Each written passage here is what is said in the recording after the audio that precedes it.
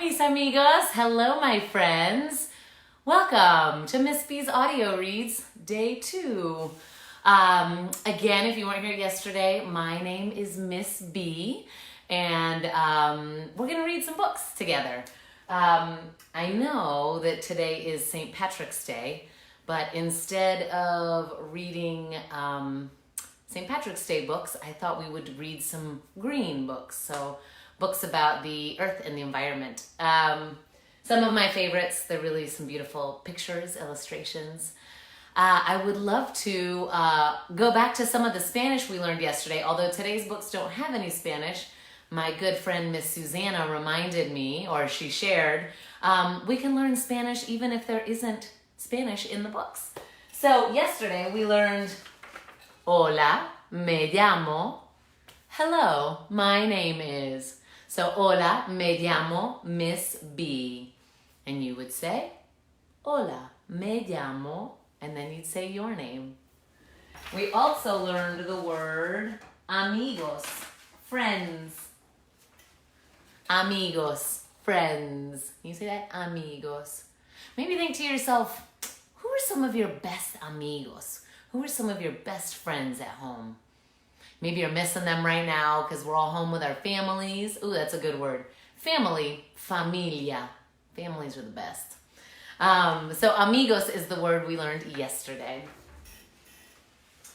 So today we're going to start by reading one of my favorite books ever. And it is called The Lorax by Dr. Seuss.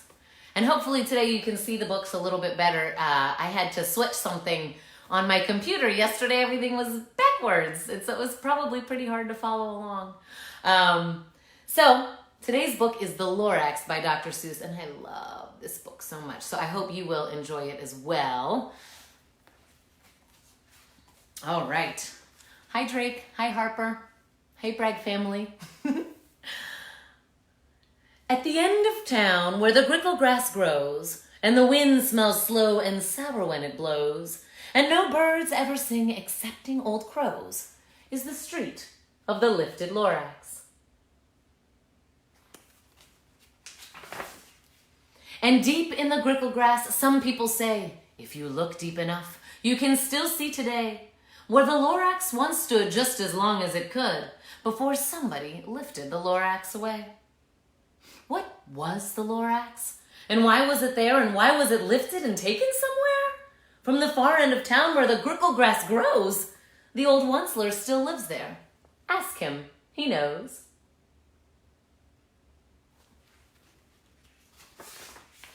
You won't see the Onceler, don't knock at his door.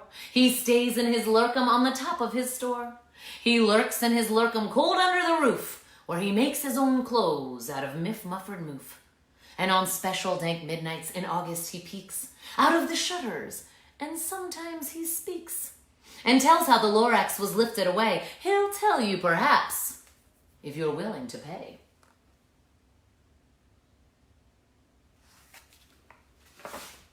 On the end of a rope he lets down a tin pail, and you have to toss in 15 cents and a nail and the shell of a great-great-great-grandfather snail.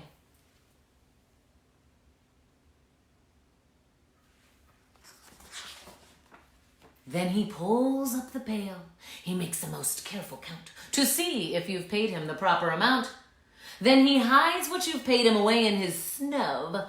It's his secret strange hole in his gruvulous glove. Then he grunts, I shall call you by whisper-mophone, for the secrets I tell you are for your ears alone.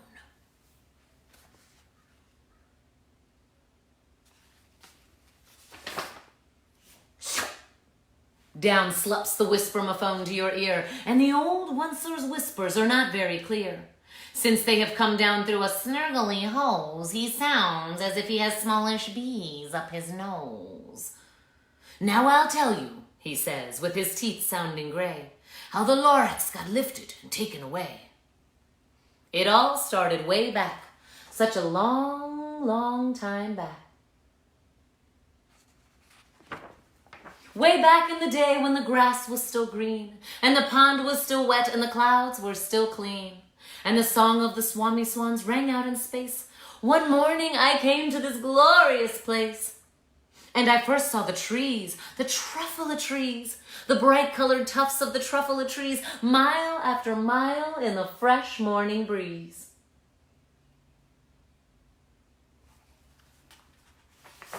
I'd love to live there. Doesn't it look so beautiful? I mean, a little pond, you have these beautiful trees. And under the trees, I saw brown barbaloots frisking about in their barbaloot suits as they played in the shade and ate truffula fruits. From the ripulous pond came the comfortable sound of the humming fish humming while splashing around. But those trees, those truffula trees. All my life I'd been searching for trees such as these. The touch of their tufts was much softer than silk, and they had the sweet smell of fresh butterfly milk. I felt a great leaping of joy in my heart. I knew just what I'd do. I unloaded my cart.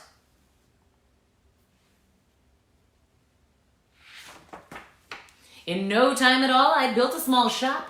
Then I chopped down a truffula tree with just one chop. With great skillful skill and with great speedy speed, I took the soft tuft and I knitted a thneed.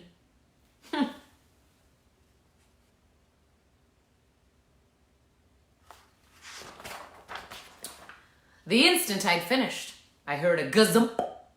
I looked and I saw something pop out of a stump. Of the tree I chopped down, it was a sort of man. Describe him? Oh, I don't know if I can. He was shortish and oldish and brownish and mossy, and he spoke with a voice that was sharpish and bossy.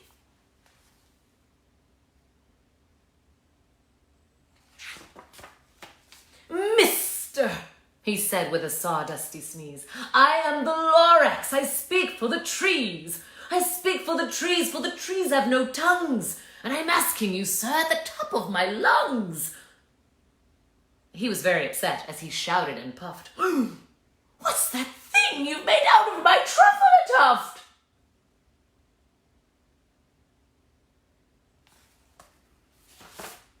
Look, Lorax, I said. There's no cause for alarm. I chopped just one tree. I'm doing no harm. I'm being quite useful. This thing is a thneed. A thneed's a fine something that all people need. It's a shirt, it's a sock, it's a glove, it's a hat, but it has other uses. Yes, far beyond that. You can use it for carpets, for pillows, for sheets, or curtains or covers on bicycle seats. The Lorax said, Sir, you're crazy with greed. There is no one on earth who would buy that fool thneed.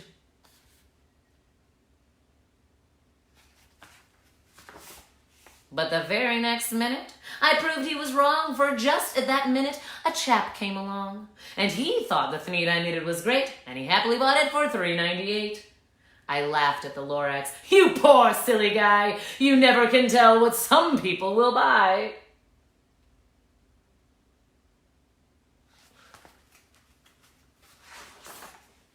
I repeat, cried the Lorax, I speak for the trees.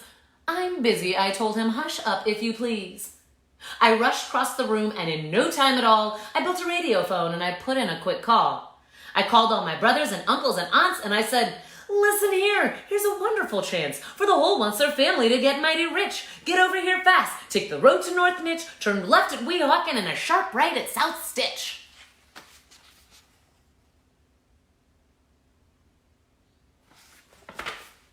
And in no time at all, in the factory I built, the whole Once family was working full tilt. We were all knitting thneeds, just as busy as bees, to the sounds of the chopping of truffula trees. Then, oh baby, oh how my business did grow. Now chopping one tree at a time was way too slow. So I quickly invented my super axe hacker, which whacked off 4 truffula trees at one smacker. We were making thneeds 4 times as fast as before, and that Lorax, he didn't show up anymore.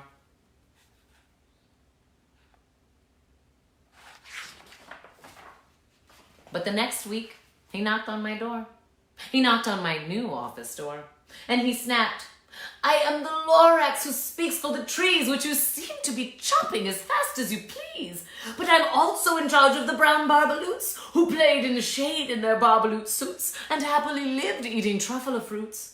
Now, thanks to your hacking my trees to the ground, there's not enough truffle fruit to go around, and my poor barbaloots are all getting the crummies because they have gas and no food in their tummies.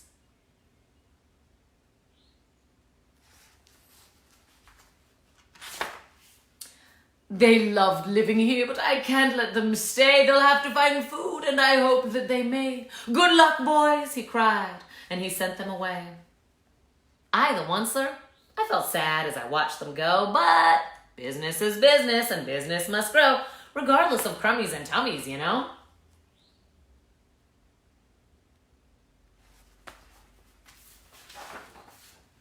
I meant no harm. I most truly did not, but I had to grow bigger, so bigger I got. I biggered my factory, I biggered my roads, I biggered my wagons, I biggered the loads of the thneeds I shipped out. I was shipping them forth, to the south, to the east, to the west, to the north. I went right on biggering, selling more thneeds, and I biggered my money, which everyone needs.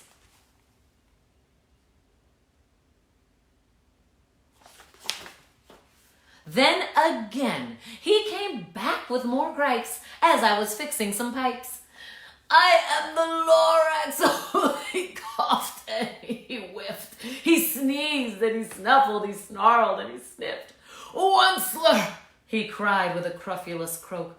Onceler, you're making such smogulous smoke. My poor swami swabs, why they can't sing a note. No one can sing who has smog in their throats.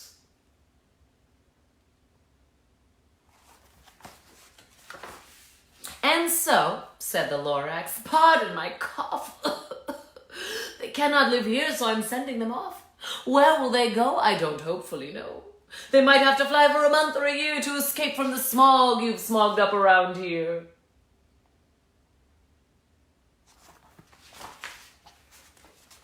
What's more, snapped the Lorax, his dander was up. Let me say a few words about Gluppity-Glup. Your machinery chugs on day and night without stop, making Gluppity-Glup, also Schloppity-Schlup. What do you do with this leftover goo? I'll show you, you dirty old onceler man, you.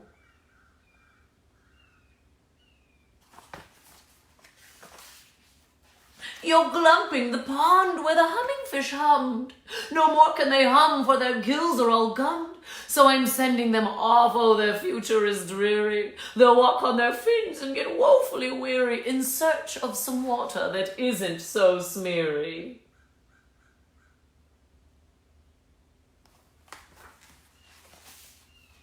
And then I got mad. I got terribly mad. I yelled at the Lorax, now listen here, Dad. All you do is yap, yap, yap and say bad, bad, bad, bad. Well, I have my rights, sir, and I'm telling you, I intend to go on just doing what I do. And for your information, you Lorax, I'm figuring on biggering and biggering and biggering, turning more truffle trees into thneeds, which everyone needs.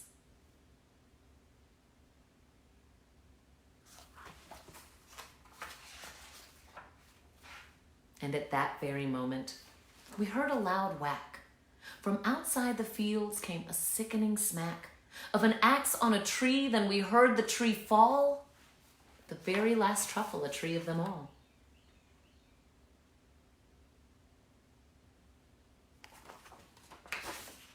No more trees, no more thneeds, no more work to be done. So in no time, my uncles and aunts, everyone, all waved me goodbye. They jumped into my cars and drove away under the smoke-smuckered stars.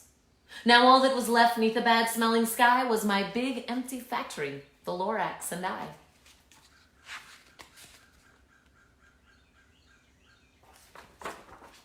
The Lorax said nothing. He just gave me a glance, just gave me a very sad, sad backward glance, as he lifted himself by the seat of his pants. I'll never forget the grim look on his face when he hoisted himself and took leave of this place through a hole in the smog without leaving a trace.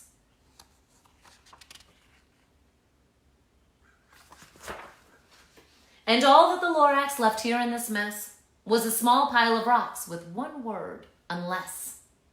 Unless someone like you cares a whole awful lot, well, oh, whatever that means, I just couldn't guess. That was long, long ago, but each day since that day, I've worried and worried away. Through the years, while my buildings have fallen apart, I've worried about it with all of my heart. But now, said the Onceler, now that you're here, the word of the Lorax seems perfectly clear. Unless someone like you cares a whole awful lot, nothing is going to get better. It's not.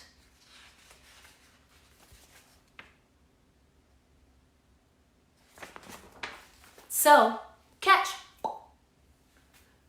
calls the Onceler. He let something fall.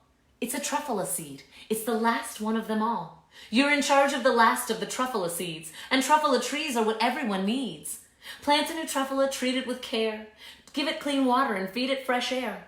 Grow a forest, protect it from axes that hack, and then the Lorax and all of his friends may come back.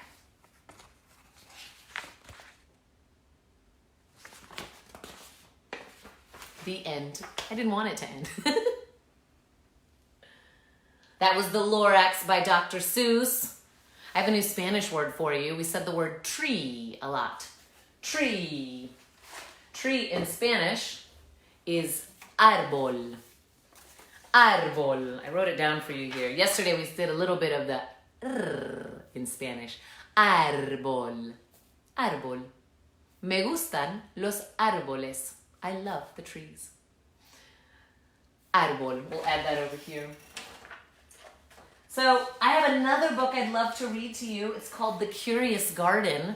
But before we do, maybe we could stretch like a tree.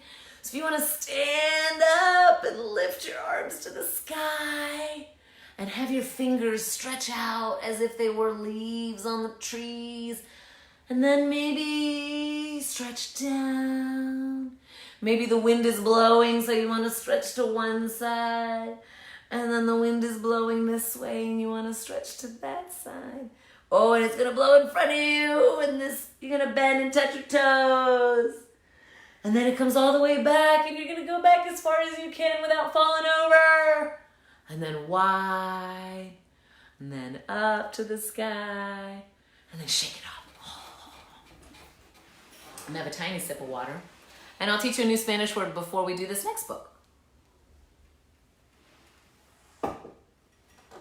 So we have tree, árbol, and then here we're going to talk about a garden. This book is called The Secret Garden.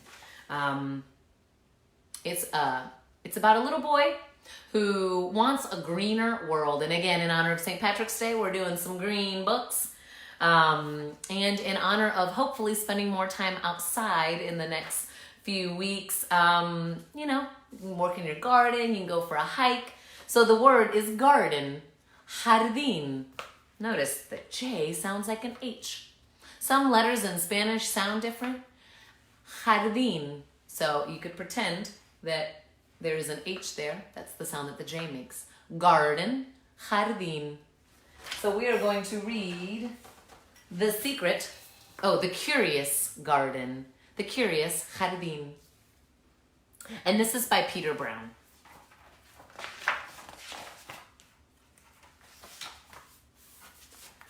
There once was a city without gardens, or trees, or greenery of any kind.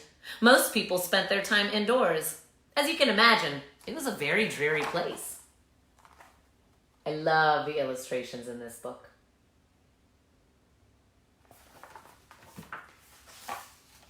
However, there was one boy who loved being outside. Even on drizzly days while everyone else stayed inside, you could always find Liam happily splashing through his neighborhood. Have you ever done that?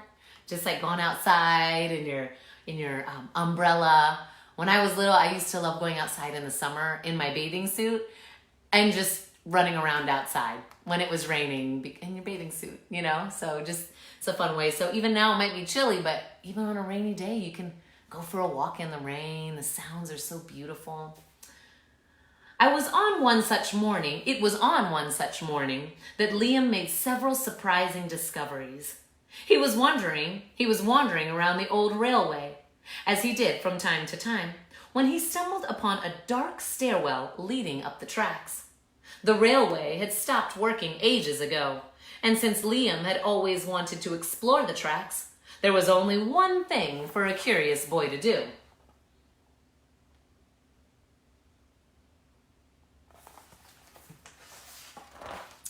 Liam ran up the stairs, pushed open the door, and stepped out onto the railway. The first thing he saw was a lonely patch of color. Wildflowers and plants were the last things he had expected to find up there. But when he took a closer look, it became clear that the plants were dying. They needed a gardener. Look how cute.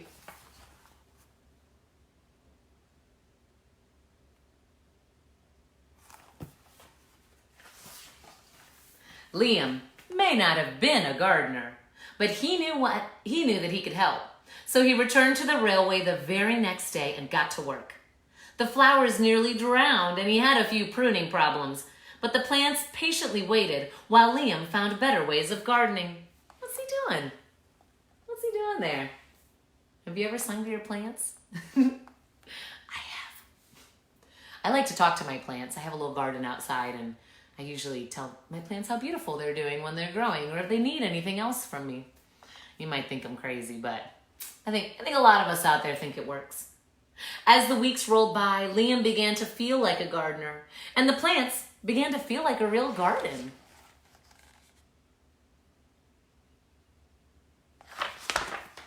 Most gardens stay in one place, but this was no ordinary garden. With miles of open railway ahead of it, the garden was growing restless. It wanted to explore. The tough little weeds and mosses were the first to move. They popped up farther and farther down the tracks and were closely followed by the more delicate plants. Over the next few months, Liam and the curious garden explored every corner of the railway. I love that the garden wanted to explore. How cool is that?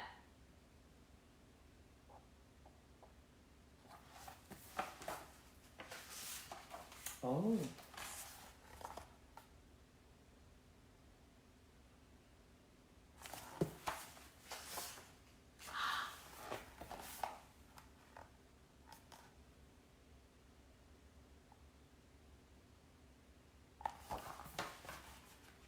Just kept growing and growing. After spending his spring and summer and autumn with the garden, Liam's time on the railway was finally interrupted by winter. Heavy blankets of snow fell on the city that season, and for the first time since he'd become a gardener, Liam could not visit his plants.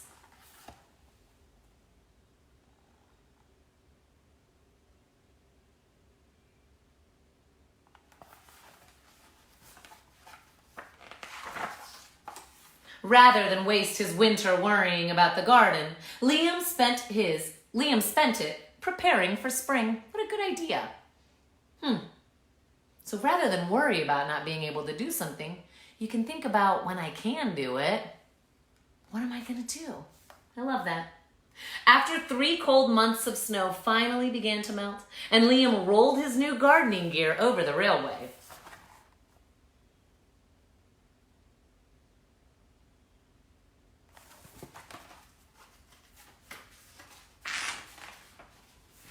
Winter had taken a toll on the garden, but thanks to Liam's planning, his handy new tools, and a little help from the sun, the plants soon awoke from their winter sleep.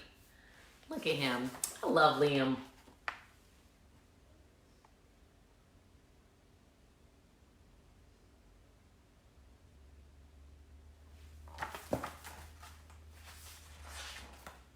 The garden had always wanted to explore the rest of the city, and that spring it was finally ready to make its move. Once again, the tough little weeds and the mosses set out first. They popped up farther and farther from the railway and were closely followed by the more delicate plants. The garden was especially curious about old forgotten things. Look how cool. So it's in that old car. It finds its place. Oh, I love this book. All right, a few plants popped up where they didn't belong.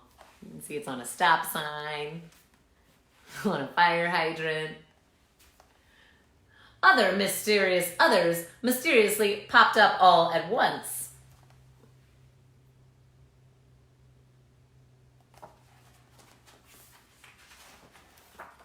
But the most surprising things that popped up were the new gardeners. Look at everybody.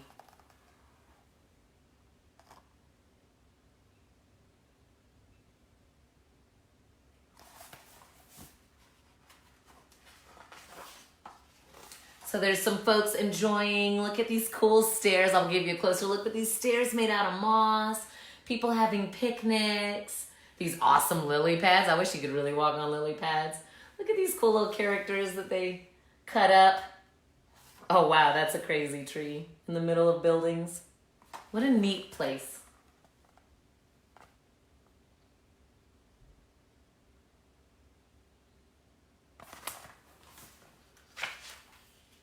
Many years later, the entire city had blossomed, but all of the new gardens, Liam's favorite was where, but of all the new gardens, Liam's favorite was where it all began.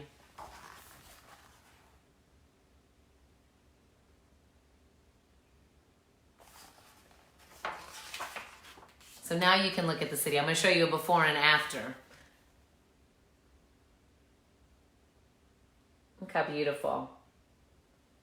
So before, this one awesome boy, Liam, had the idea, look how different the city looked. There's one, and then after. How beautiful, huh? Sometimes all it takes is one person to have an idea to do something like that. Maybe you have an idea of something cool that you could do that would make your... Sorry, I was getting a phone call. Maybe there is something that you can do something that you can do in your home or your community to make it a little bit better. I do have a little tiny... I didn't get anybody's cool paintings or... what did we talk about doing yesterday? I wanted to see... any imagination, Skippy John Jones. If you want today, if you do end up going for a walk, and you see a beautiful, something in nature, maybe it's a tree, maybe it's a flower, maybe it's just a little patch of moss, and maybe you want to draw a picture of it when you get back, or maybe there's something in your front yard. These are some daffodils I saw yesterday. Now, Miss B, I'm not the best drawer in the whole world, but I love to draw. So I drew a picture of these daffodils. My son Levi and I went for a walk yesterday, and all these flowers were sprouting, and there was this beautiful patch of yellow daffodils, and I said, I'm going to draw a picture of that. So that's my contribution. If you have some time today and you want to draw a little bit, or watercolor, or do chalk outside if it's nice out, and you want to draw something that you might see in a curious garden, or a truffula tree, I'd love to share it with you. If your parents end up taking a picture and they want to put it in the comments of this video, I will share it tomorrow. So, it is time to say goodbye, mis amigos. Mis amigos, got one more word for you in Spanish. Thank you is gracias. As we're all home with our families and everybody's, hanging out a lot and doing things for each other, it's really important to say thank you. So, when your mom or your dad makes you a delicious grilled cheese sandwich and tomato soup, you can say, gracias, thank you. And when your brother or your sister helps you do something around the house, you can say, gracias, or thank you. All right, everybody, adios, hasta mañana. I will see you tomorrow.